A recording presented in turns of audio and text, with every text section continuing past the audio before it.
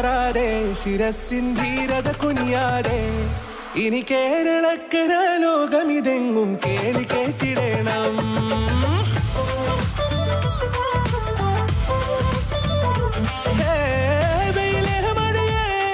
പുതു നാം ഉണർത്തുവാൻ നാം ഒന്നാണെന്നറിയുകയല്ലോ ജീവിതാദ്യ പാഠം.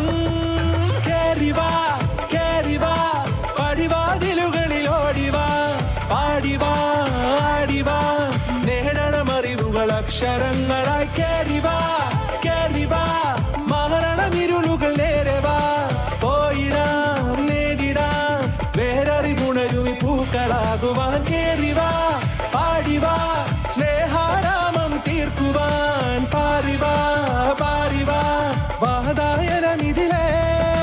കേറിവാ കേറിവാ പറയാനുള്ളൊരു കാതുമായി പാറിവാ പാറിവാ വിദ്യാലോകം നേടിടാം.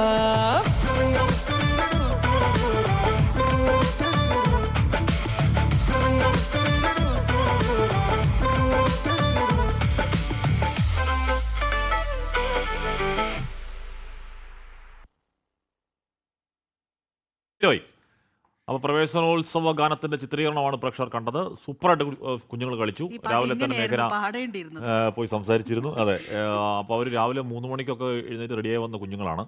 അപ്പോൾ അവർ ഗംഭീരമായി മനോഹരമായി ക്ഷീണമൊന്നുമില്ലാതെ എനിക്ക് ചെറിയ പേടി അടിച്ചായിരുന്നു. 3 മണിക്കൊക്കെ പോകണമെന്ന് പറയുമ്പോഴത്തേക്ക് ചെറിയ ക്ഷീണം ഉണ്ടാവുമോ എന്നൊരു പേടി ഉണ്ടായി. ഒരു കുഴപ്പമുണ്ടായില്ല. നല്ല എനർജി ഇലക്ട്രിഫൈങ് ഡാൻസ് ആയിരുന്നു അത്. ബഹുമാനപ്പെട്ട മുഖ്യമന്ത്രി ശ്രീ വി.ഡി. സതീശൻ അവർ നവാഗതർക്ക് സ്കൂൾ ബാഗ് മേഘന മുരളി ചേരുന്നുണ്ട്. മേഘന, അപ്പോൾ അടുത്ത നടപടികളിലേക്ക് കടക്കുകയാണ്. എന്തായാലും കുട്ടികൾ പൊളിച്ചു, ഗംഭീരമാക്കി.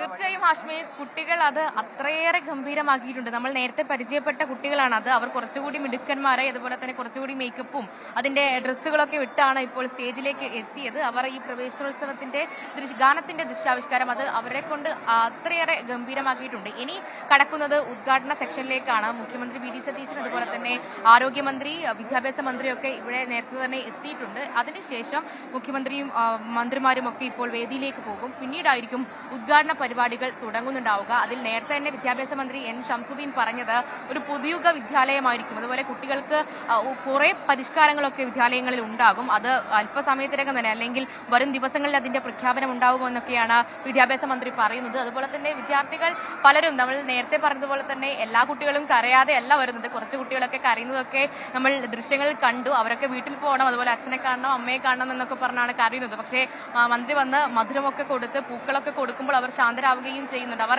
ഈ ഒരു ട്രാക്കിലേക്ക്, വിദ്യാഭ്യാസം അതുപോലെ തന്നെ പഠനം, ആ ഒരു ട്രാക്കിലേക്ക് മണിക്കൂറുകൾക്കുള്ളിൽ തന്നെ വരുമെന്നുള്ളതാണ് ടീച്ചർമാരും പറയുന്നത്. എന്തായാലും ഇതിൽ ഇപ്പോൾ ദൃശ്യാവിഷ്കാരം, ഈ പ്രവേശനോത്സവ ഗാനത്തിന്റെ ദൃശ്യാവിഷ്കാരം കഴിഞ്ഞു. അതിനുശേഷം ഉദ്ഘാടന സെക്ഷൻ, ഇതിനിടയിൽ തന്നെ സൈബർ സുരക്ഷാ പ്രതിജ്ഞ വിദ്യാർത്ഥികൾക്കായി ചൊല്ലിക്കൊടുക്കുന്നുണ്ട്. അതുപോലെ തന്നെ എല്ലാ തരത്തിലുമുള്ള പല വിഷയങ്ങളിലുമുള്ള പ്രതിജ്ഞകൾ വിദ്യാർത്ഥികൾക്കായി ചൊല്ലിക്കൊടുക്കും. അതുപോലെ ആഡംബരങ്ങൾ ഒഴിവാക്കിയുള്ള ഒരു പ്രവേശനോത്സവ ചടങ്ങാണ് ഇത്തവണത്തേത്. അതുപോലെ പൊതുവെ വലിയ പ്രത്യേകതകളുണ്ട്. കഴിഞ്ഞ വർഷത്തേക്കാളും വലിയ പ്രത്യേകതകളുണ്ട് എന്ന് പറയാൻ കഴിയില്ല. കാരണം UDF സർക്കാരിനെ സംബന്ധിച്ചിടത്തോളം കുറച്ച് സമയം മാത്രമാണ് ലഭിച്ചത്. പക്ഷേ സർക്കാരിനെ സംബന്ധിച്ചിടത്തോളം അവരുടെ ആദ്യ ഒരു ഉത്സവം, ഒരു വലിയ പരിപാടി സർക്കാരിന്റെ നേതൃത്വത്തിൽ, പൊതുവിദ്യാഭ്യാസ വകുപ്പിന്റെ നേതൃത്വത്തിൽ നടത്തുന്നത് ഇതാണ്, ഈ പ്രവേശനോത്സവമാണ്. അതുകൊണ്ട് തന്നെ അത് മനോഹരമാക്കുക, ഗംഭീരമാക്കുക എന്നുള്ളതാണ് വിചാരിക്കുകയും ചെയ്യുന്നത്. അങ്ങനെയുള്ള പരിപാടികൾ അത് അല്പസമയത്തിനകം തന്നെ ഉദ്ഘാടന സെക്ഷൻ ഇവിടെ നടക്കും. അതിൽ എന്തൊക്കെയാണ് കുട്ടികളുടെ പൂക്കി മുഖ്യമന്ത്രി പറയാൻ പോകുന്നത്? കാരണം ഈ പ്രവേശനോത്സവ ഗാനത്തിലടക്കം മുഖ്യമന്ത്രിയുടെ ഈ പൂക്കി ആ ഒരു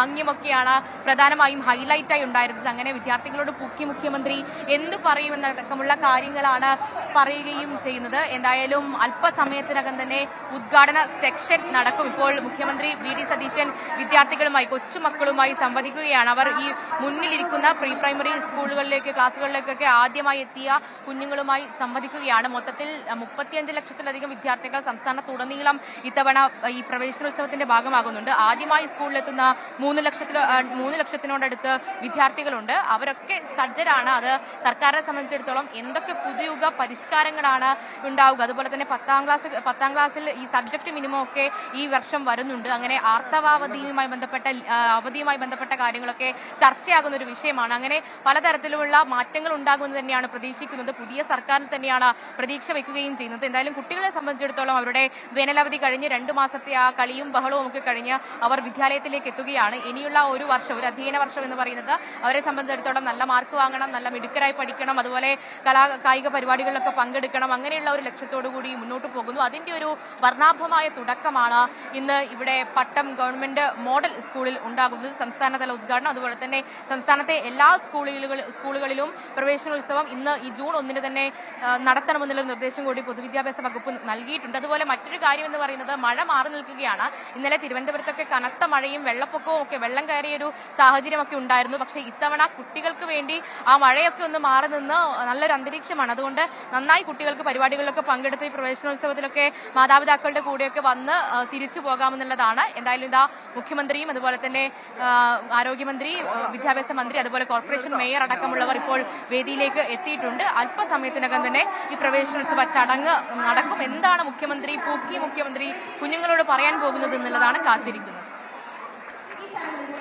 മാത്രമല്ല മുഖ്യമന്ത്രി വി ഡി സതീശൻ കുട്ടികളോട് സംസാരിക്കുന്നത് ഒരു പ്രത്യേക ഭാഷയിലാണ്. നല്ല രസമാണ് അത് കേൾക്കാൻ. അപ്പോൾ എന്താണ് പറയുന്നത്, പക്ഷേ അധികം പ്രസംഗം ആവരുത് എന്ന കാര്യം വിദ്യാഭ്യാസ മന്ത്രി പറഞ്ഞിട്ടുണ്ട്. മുഖ്യമന്ത്രിക്ക് അത് നേർവാദമാവില്ല എന്ന് പറഞ്ഞാൽ പോലും അങ്ങനെ ഒരുപാട് നീട്ടി പ്രസംഗിച്ച് പിള്ളേരെ ബോറടിപ്പിക്കരുത് എന്ന് വിദ്യാഭ്യാസ മന്ത്രിയുടെ പ്രത്യേക നിർദ്ദേശമുണ്ട്. നല്ല കാര്യമാണ്. മേയർ വി വി രാജേഷ് അടക്കമുള്ളവർ ആ വേദിയിലുണ്ട്. വിദ്യാഭ്യാസ മന്ത്രി, മുഖ്യമന്ത്രി, ആരോഗ്യമന്ത്രി അടക്കമുള്ളവർ ആ വേദിയിലുണ്ട്. പുസ്തക വിതരണം, ബാഗ് വിതരണം ഒക്കെ നടക്കുകയാണ്.